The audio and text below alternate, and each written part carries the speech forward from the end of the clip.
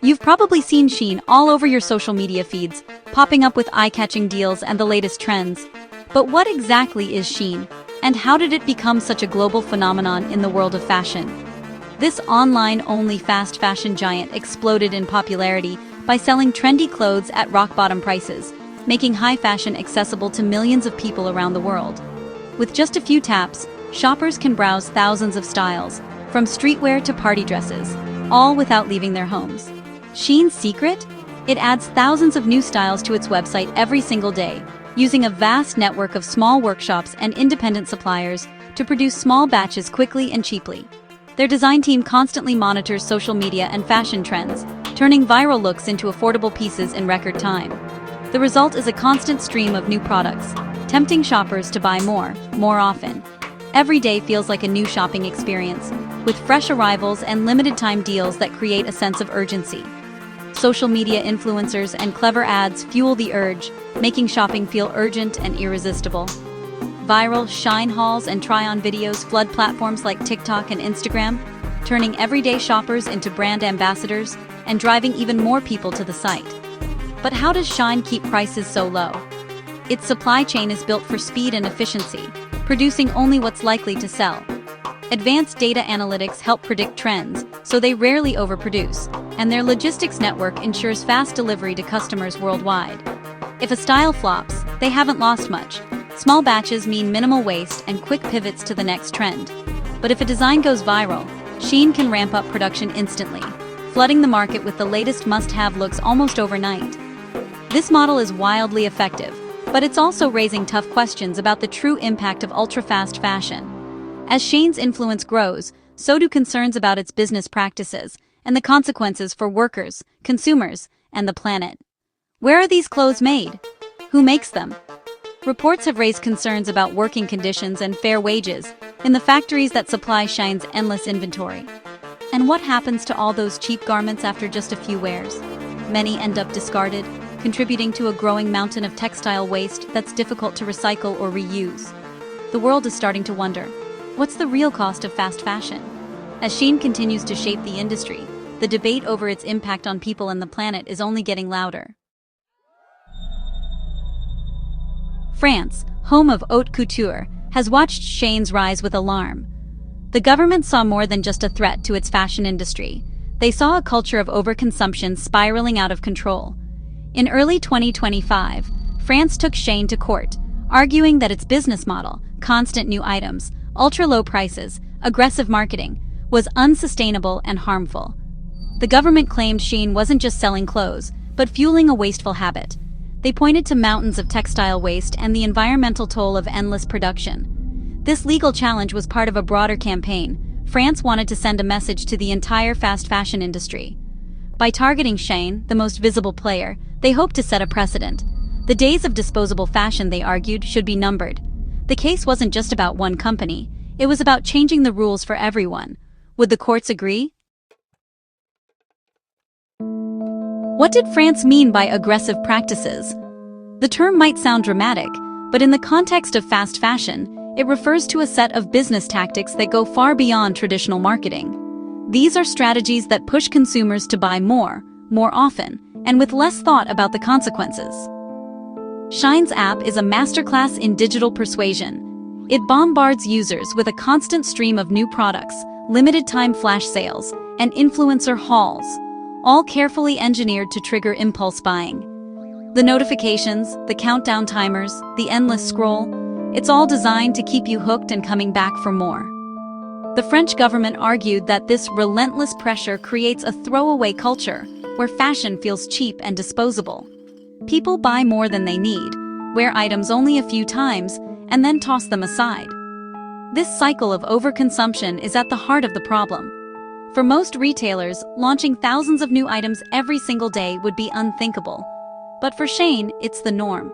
This flood of newness is meant to make shoppers feel like they're missing out if they don't keep buying, fueling a sense of urgency and anxiety.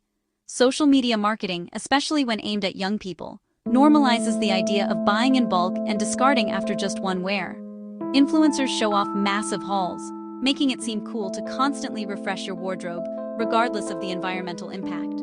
France argued that this business model is inherently wasteful. It undermines efforts to build a circular, sustainable economy by encouraging a single-use mentality. The result? Mountains of textile waste and a growing environmental crisis. Every cheap t-shirt comes with a hidden price tag. Water wasted, energy consumed, rivers polluted, and landfills overflowing. The environmental cost is staggering, even if the price at checkout seems low. The government insisted that Shein's practices weren't just aggressive, they posed a direct threat to the environment and public well-being. The evidence was mounting and the stakes were high. French authorities wanted the court to take a stand, to declare these tactics illegal under both consumer protection and environmental laws. They argued that unchecked, these practices could set a dangerous precedent for the entire industry. So, was this just clever marketing, or something far more dangerous? A business model that puts profit above people and the planet? The legal battle reached a dramatic peak when France made a bold move.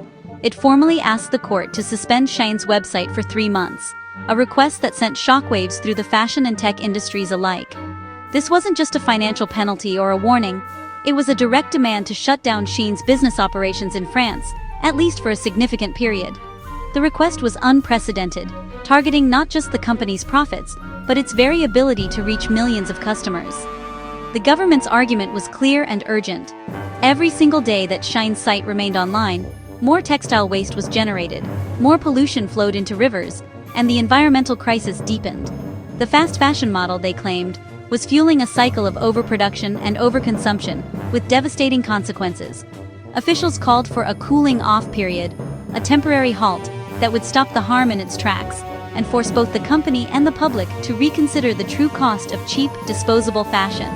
At the heart of the request was a desire to protect not only the environment, but also consumers, especially young people, from manipulative marketing tactics and the lure of constant new trends. The government argued that unchecked advertising and relentless sales encouraged people to buy more than they needed, with little regard for the planet. Shein's legal team responded forcefully, calling the request extreme, disproportionate, and deeply unfair, not just to the company, but to the millions of customers who depended on affordable clothing options. They insisted that a shutdown would set a dangerous precedent and punish ordinary families. Their argument centered on the idea that many people rely on low-cost fashion to clothe themselves and their families, especially during tough economic times. For some, Shein was more than a brand, it was a lifeline. Now the court faced an enormous decision. Was Shein's business model so damaging to society and the environment that it deserved to be taken offline, even temporarily? Or would such a move do more harm than good? The outcome of this case would set a powerful precedent, not just for Shein, but for the entire global fashion industry. It would signal how far governments are willing to go to hold companies accountable for their environmental and social impact. Would the court side with bold government action to protect the planet and consumers? Or would it uphold the status quo and allow business as usual to continue?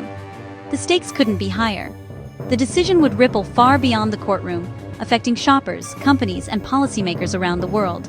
As the world watched and waited, the future of fast fashion and its impact on our planet hung in the balance. On December 19, 2025, the Paris court delivered its verdict. Shein's website would stay online. For Shein, it was a major victory. For the French government and campaigners, a setback. Supporters celebrated, calling it a win for affordable fashion and consumer choice. The court ruled Shein's business model was, for now, legal in France. The government's case hadn't convinced the judge that Shein's practices warranted a shutdown. Still, the case sparked a national debate about fast fashion's impact. Even in defeat, the government succeeded in putting Shein and the industry under the spotlight.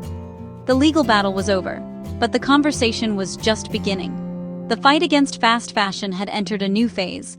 What would happen next? Why did the court reject the shutdown? It came down to proof. The government's arguments were strong on ethics, but weak on legal grounds. The judge found Shein's tactics aggressive, but not illegal under current French law. Many companies use similar marketing. Singling out Shein would be unfair without clear legal violations.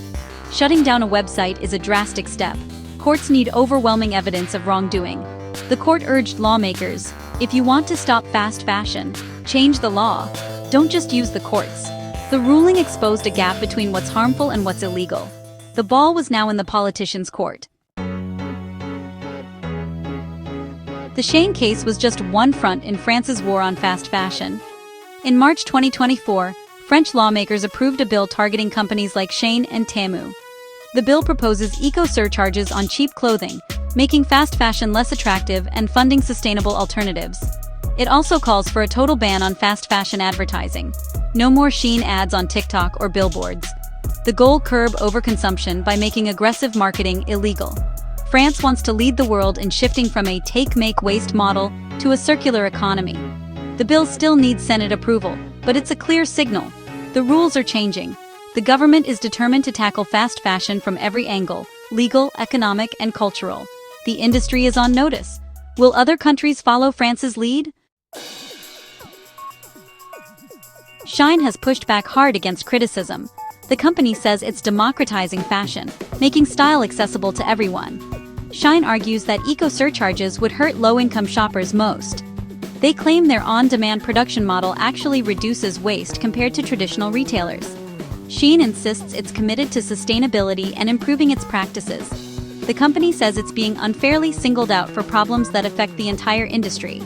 Shein wants to be seen as part of the solution, not just the problem. The debate over fast fashion's future is far from settled. The Shein case has forced a global conversation about the true cost of cheap fashion. It's no longer just activists talking. Governments and shoppers are paying attention. We all have to ask, is a bargain worth it if it harms the planet or ends up in landfill after one wear? The fast fashion model thrives on temptation and impulse. But every purchase is a vote for the kind of world we want. Maybe the future is fewer, better clothes, valued, repaired, and reused. France is trying to legislate change, but individual choices matter too. Should governments regulate our shopping, or is it up to us? There are no easy answers, but asking the questions is the first step. Next time you see a tempting ad, think about the bigger story behind the price tag.